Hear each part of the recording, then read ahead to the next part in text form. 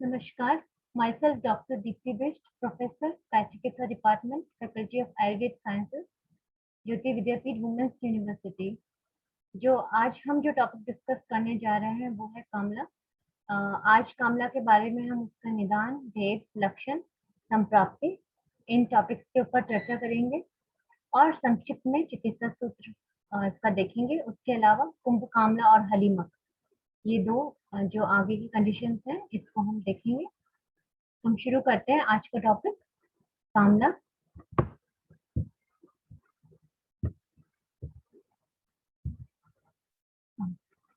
कामला के विषय में एक छोटा सा इंट्रोडक्शन। जैसे आप सभी को पता होगा, कामला रोग एक शुद्ध पैथिक विकार है या पित्त डोमिनेंट डिजीज है। रक्तज विकार भी इसे माना गया है। वैश्रयी में इसको एडवांस्ड स्टेज ऑफ पांडु के अंतर्गत माना गया है। मतलब पांडु रोगी यदि नित्य आहार विहार का कंटिन्यूएशन करता है तो आगे जाके पांडु कामला रोग में परिवर्तित हो जाता है। आचार्य माधव ने इसे इंडिपेंडेंट डिजीज यानी स्वतंत्र व्याधि के रूप में वर्णित किया है और आचार्य हारीत ने कामला को पांडु रोग का ही एक प्रकार बताया है। तो कुल मिलाकर कामला पर स्वतंत्र अध्याय नहीं मिलता है। पांडु रोगी का पित्तवर्धक पदार्थों के सेवन से उत्पन्न कामला रोग परतंत्र और पांडु के बिना जो कामला रोग उत्पन्न होता है वो स्वतंत्र कामला कहलाता है। अगेन कामला में कामला को कोष्ठ आश्रित कामला और शाखा आश्रित कामला, इन दो भेदों में भी डिवाइड किया गया है। शाखा आश्रित कामला में क्या होता है, जो प्रवृद्ध पित्त है वह अपने सामान्य आशय में ना जा करके जो शाखाएं हैं, शाखाओं के अंतर्गत हम रक्त, रक्त, त्वचा आदि धातुओं को लेते हैं, इन शाखाओं में चला जाता है और वहां उसका मार्ग कफ से आवृत हो जाता है। जब मार्ग कफ से आवृत हो जाता है तो पुनः वह पित्त कोष्ठ में नहीं आ पाता। ऐसी दशा में रोगी पित्त विहीन पुरुष का त्याग करता है, जिससे तिल पिष्ट निभम वर्च की संज्ञा दी गई है। अगर इसे हम आधुनिक परिप्रेक्ष्य में देखें तो ऑब्स्ट्रक्टिव जॉन्डिस इसे हम समझ सकते हैं। इसमें जो रोगी है उसकी नेत्र, नासा, मुख में पीत वर्णता उत्पन्न हो जाती है और उसकी विभिन्न प्रकार की काम करने की जो शक्तियां हैं वो नष्ट हो जाती हैं। कामला रोग की संप्राप्ति में जाने से पहले कुछ इसके निदानों का वर्णन देखते हैं। जैसे कि मैंने बताया, पांडु रोग की जितने भी समस्त निदान है वही कामला रोग के भी निदान है। जैसे कि क्षार, अम्ल, लवण, अति उष्ण विरुद्ध साथ में भोजन का सेवन, अत्यधिक मद्यपान, निष्पाव, मांस, तिल, प्रण्याक आदि का सेवन, दिवा स्वप्न, व्यायाम, व्यवाय, वेग विधारण, काम, चिंता, भय, शोक, क्रोध आदि मानस कारण। उसके अलावा अन्य रोगों के उपद्रव स्वरूप भी कामला रोग होता है। कामला की जो भेद है मुख्यतः तीन माने गए हैं: शाखाश्रित कामला, कोष्ठाश्रित कामला और कोष्ठ शाखाश्रित कामला। उसके अलावा स्वतंत्र और परतंत्र कामला भी माना गया है। तो कामला रोग की जो संप्राप्ति है, पांडु रोगी तो जो अत्यर्थम पित्तलानी निषेवते तस्वी पित्तम अस्रग्मासम दग्धवा रोगाय कल्पते, ये संप्राप्ति आचार्य चरक ने दी है। इसमें होता क्या है, पांडु रोग से पीड़ित व्यक्ति यदि पित्त प्रकोपक आहार का अधिक मात्रा में सेवन करता है तो उसका पित्त रक्त एवं मांस को जलाकर कामला रोग को उत्पन्न कर देता है। इसमें मुख्य दोष है पित्त। दूसरे अगर हम देखें तो रक्त एवं मांस धातु, अधिष्ठान इसका कोष्ठ और शाखा माना गया है। स्रोतस जो इसमें इन्वॉल्व है वो है रक्तवय स्रोतस, रसवय स्रोतस एवं अन्नवय स्रोतस। स्रोत दृष्टि देखें तो अति प्रवृत्ति, संघ और विमार्ग गमन, ये तीनों तरह की जो है स्रोत दृष्टि इसमें पाई जाती है। क्लासिफिकेशन जो मैं बता चुकी हूँ, कोष्ठाश्रित, शाखाश्रित, स्वतंत्र कामला एवं परतंत्र कामला। अब हम बात करते हैं कोष्ठ आश्रित कामला की। उससे पहले कुछ स्वतंत्र जो सामान्य लक्षण जो कामला रोग के बताए हैं, ये भी आचार्य चरक ने ही बताए हैं, जिसमें हरिद्र नेत्र और हरिद्र त्वक नख आनंद, मतलब नेत्र, त्वक, मुख का हरिद्र वर्ण हो जाता है। मलमूत्र में रक्तपीत वर्णता हो जाती है और शरीर देख वर्ण समान, अर्थात मेंढक के समान हो जाता है। रोगी हतेंद्रिय हो जाता है। हतेंद्रिय यानी कि इंद्रियों का अपने अपने विषय ग्रहण करने में असमर्थता। हतेंद्रिय शरीर में दाह, अविपाक यानी भोजन का पाचन ना होना, दौर्बल्य होना, सदन, अरुचि, धातुओं का कर्षण होना या धातुओं का क्षय होना। उसके अलावा तंद्रा, बल है। ये सारे लक्षण जो हैं मुख्यतः कोष्ठ आश्रित कामला के मिलते हैं या इनको सामान्य लक्षण के नाम से भी जाना जाता है। शाखा आश्रित कामला में अगर हम देखें तो इसकी संप्राप्ति अगर देखें तो इसमें होता क्या है, कफ सम्मूर्छितो वायु स्थानात् पित्तम क्षिपेद बलि, अर्थात उसके अलावा निदान भी साथ लिखे गए, रुक्ष शीत गुरु स्वाद व्यायाम और वेग निग्रह, यानी रुक्ष, शीतल, गुरु और मधुर आहार द्रव्यों के सेवन से, वेग विनिग्रह से और अति व्यायाम करने से कफ के द्वारा मार्ग अवरुद्ध हो जाता है और उस अवरुद्ध हुए मार्ग के कारण जो वायु है वो पित्त को अपने स्थान से निकालकर यानी पित्ताशय से निकालकर शाखाओं में फेंक देती है। शाखाएं अर्थात त्वचा, रस, रक्त आदि इनमें फेंक देती है और इस अवस्था में जब पित्त कोष्ठ में नहीं आ पाता तो मल का वर्ण श्वेत हो जाता है और जो पित्त है वो शाखाओं में जाने के कारण नेत्र, त्वचा आदि का वर्ण हरिद्र वर्ण हो जाता है, जिससे कि शाखा आश्रित कामला की उत्पत्ति होती है। तो इसमें जो मुख्य दोष है, अगेन त्रिदोष प्रधान है, लेकिन इसमें पित्त मेन दोष है, दूष्य रक्त और जीर्णावस्था में मांस, क्योंकि इसमें त्वचा और नेत्र जो सुपरफिशियल एरियाज है वहां पर जो है वर्ण विभिन्न वर्ण मिलता है। स्रोतस रक्त और रक्त में स्रोतस दूसरे में दोष इसमें इन्वॉल्व होते हैं। अधिष्ठान में हम त्वक, नेत्र, नख आदि को मान सकते हैं। स्रोत दृष्टि जिसमें होगी वो होगी विमार्ग गमन और संघ, क्योंकि यहाँ पे पित्त का विमार्ग गमन हुआ है, उसके बाद कफ के स्थान अवरुद्ध कर लेने से संघ प्रकार की स्रोत दृष्टि होती है। अग्नि दृष्टि इसमें मंदाग्नि रहेगी। साध्यता असाध्यता देखें तो शाखाश्रित कामला साध्य श्रेणी में माना जाता है। अब कोष्ठ आश्रित शाखा कोष्ठ शाखा आश्रित कामला जिसे बहुपित्त कामला भी हम कहते हैं, उसमें उसका जो निदान है वो वही है जो सामान्य कामला का निदान है।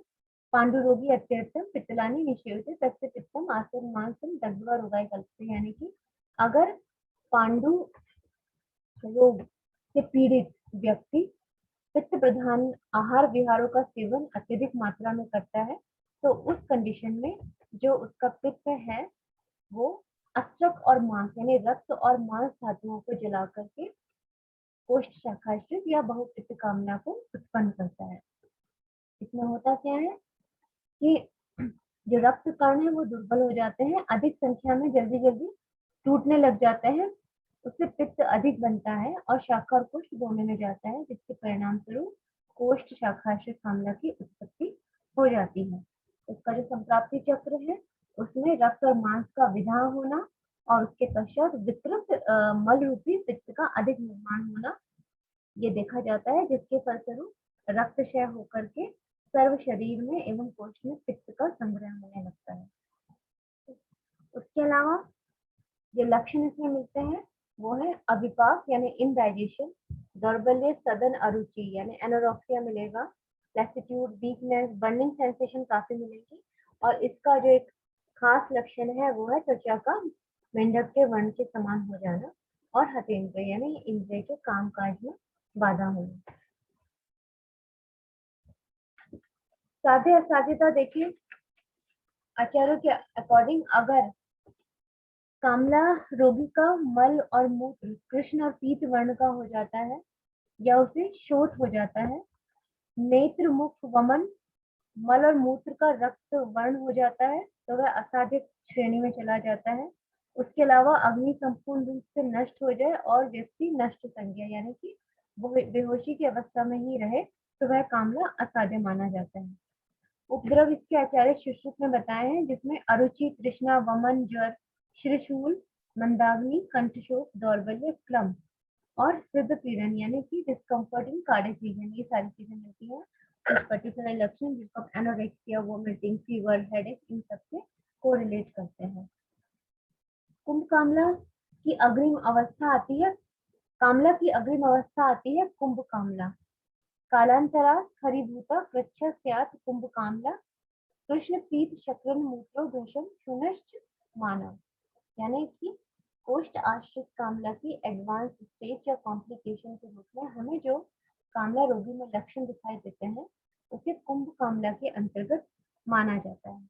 यह कामला की ही उग्र अवस्था भेद है, जब इसमें कोष्ठ शाखाश्रित कामला काफी अधिक दिनों तक बना रहता है तो जो पित्त है वो मांस धातु को भी दूषित कर देता है, जिसकी वजह से कालांतरात् खरीभूता यानी शरीर में अत्यधिक रुक्षता आ जाती है। और कुंभ कामला, कुंभ का अर्थ है कोष्ठ, मतलब जो जीर्ण कोष्ठ शाखाश्रित कामला है वही धातु में रुक्षता उत्पन्न करता है और जो कोष्ठ है वो कुंभ के समान, घड़ी के समान फूल जाता है। इसमें जो रोगी का पुरीश और मूत्र का वर्ण कृष्ण पीत वर्ण का हो जाता है, यानी कि dark yellow coloured urine and stool, अत्यधिक शोथ हो जाता है, oedema all over the body, शरीर में रुक्षता यानी रफनेस और ड्राइनेस मिलती है, पर्व भेद यानी कि pain in joint, joint pain काफी मिलता है। तो अगर हम इसको समझें तो क्रॉनिक जॉन्डिस विद एडिमा कह सकते हैं, यानी कि जॉन्डिस की वो अवस्था जिसमें कि शरीर में एडिमा भी होने लगा है। असाध्यता के जो लक्षण है कुंभ कामला के, उसमें वमन, ज्वर, अरुचि, क्लम, श्वास अतिसार, अगर ये लक्षण हो जाए तो जो है उसे असाध्य माना जाता है। इसको कई लोग सिरोसिस ऑफ लीवर से भी इसको साम्यता की करते हैं। लिवर सिरोसिस में भी लगभग इसी तरह के मिलते जुलते लक्षण पाए जाते हैं। उसके अलावा एक और अवस्था है जिसे हम जानते हैं हलीमक के नाम से। तो आचार्य चरक ने हलीमक को पांडु रोग के अंतर्गत ही माना है, सुश्रुत ने इसी को लागरक भी कहा है। तो ये वात पित्त प्रधान रोग है और इसको पानकी के नाम से भी जाना जाता है। यदा तू पांडुवर्ण स्यात् हरित श्याव कीटक बल उत्साह शहर तंद्रा मंदाग्नि मृदु ज्वरा त्रिश और हर्ष श्वास तृष्णा अरुचिभा। इसके जो लक्षण है वो ये है कि अगर शाखाश्रित कामला लंबे टाइम तक रहे तो धातु क्षय के कारण वात प्रकोप हो जाता है और हलीमक उत्पन्न होता है। इसके लक्षणों में जो रोगी का स्किन कलर है, वर्ण है, वो हरित श्याव और पीत वर्ण का हो जाता है, यानी कि greenish yellow discolouration of skin. बल उत्साह में हानि, लॉस ऑफ स्ट्रेंथ। तंद्रा काफी रहती है, ड्राउजीनेस। मंदाग्नि रहती है, इंडाइजेशन। एक लो ग्रेड फीवर हमेशा बना रहता है, माइल्ड फीवर या मंद जल हम कहते हैं। उसके अलावा लॉस ऑफ लिबिडो और बॉडी एक, ये कुछ खास लक्षण है जो हलीमक में पाए जाते हैं। साथ ही साथ श्वास, तृष्णा, भ्रम, अरुचि, ये लक्षण पाए जाते हैं। अगर हम देखें तो जॉन्डिस की बहुत ही एडवांस स्टेज में इसी तरह के लक्षण मिलते हैं। तो chronic jaundice which is often associated with fever, हम इसे मान सकते हैं। इसमें जो महत्वपूर्ण लक्षण होता है वो ज्वर होता है, क्योंकि अभी तक हमने कामला, कुंभ कामला के जितने भी लक्षण पढ़े हैं उसमें ज्वर कहीं नहीं, उसमें ज्वर कहीं नहीं है, हलीमक में ही ज्वर का वर्णन आता है। इसके अलावा जो है नेक्स्ट एक पानकी भी होता है। कुछ लोग हलीमक को ही पानकी के नाम से जानते हैं, लेकिन अगर देखें तो जीर्ण कामला का ही अधिक जो परिवर्धित रूप है उसे पानकी कहा जाता है, जिसमें अतिसार भी होने लगता है, संताप होने लगता है और पांडुता बहुत ज्यादा मिलती है, तो इसका अतिसार कामला कहा जाता है, यानी कि chronic jaundice complicated with diarrhoea, तो उसे पानकी की श्रेणी में रखा जाता है। इसके बाद इसका चिकित्सा सिद्धांत देखेंगे। उससे पहले ये कुछ पॉइंट ऑफ डिफरेंशिएशन है जो कि पांडु कामला, कुंभ कामला, हलीमक, पानकी, इनमें ध्यान देने वाली जो चीजें हैं वो ये है कि पांडु रोगी ही यदि अत्यधिक पित्तवर्धक आहार विहार का पालन करे या उनको कंज्यूम करे तो कामला रोग बनता है, जिसमें कोष्ठाश्रित और शाखाश्रित दो श्रेणी में हम उसे विभाजित करते हैं। जब उसमें ज्वर आगे कॉम्प्लिकेशंस में अगर ज्वर मिलने लगता है तो उसे हलीमक की श्रेणी में डाल दिया जाता है। और यदि उसमें अतिसार हो जाता है, यानी कि अगर क्रॉनिक जॉन्डिस में डायरिया भी इंक्लूड हो जाता है तो उसे हम पानकी की श्रेणी में डालते हैं। कुंभ कामला में बेसिकली कोष्ठ की वृद्धि या एडिमा को बोलते हैं एसाइटिस, जो कि अक्सर करके लिवर सिरोसिस में हमें मिलता है, इसे उस श्रेणी में हम रख सकते हैं। चिकित्सा सिद्धांत की बात करें तो चिकित्सा सिद्धांत में जो कामला की जो चिकित्सा बताई गई है उसको उसमें विरेचन कहा गया है, और विरेचन भी हमें मृदु विरेचन करना है, जो मृदु विरेचक औषधियों के साथ करना है। यानी कि कामला में हम संशोधन क्रिया तो कर सकते हैं, लेकिन वो काफी मृदु होनी चाहिए। उसके अतिरिक्त घृतों का सेवन है, कुछ अन्य औषध योग भी हैं जिनका डिटेल डिस्क्रिप्शन मैं नेक्स्ट लेक्चर में करूंगी, जिसमें अलग से कामला रोग की चिकित्सा का संपूर्ण वर्णन किया जाएगा। अभी के लिए एक इंट्रोडक्टरी सेशन है जिसमें कि कामला, कुंभ कामला, हलीमक और पानकी के बारे में मैंने आप लोगों को एक इंफॉर्मेशन दिया है। आप लोग अपनी अपनी टेक्स्ट बुक से ये चैप्टर जरूर से एक बार पढ़ें, और उसके बाद नेक्स्ट सेक्शन में हम इसके चिकित्सा सिद्धांत और चिकित्सा का विस्तृत वर्णन देखेंगे। Thank you, good bye.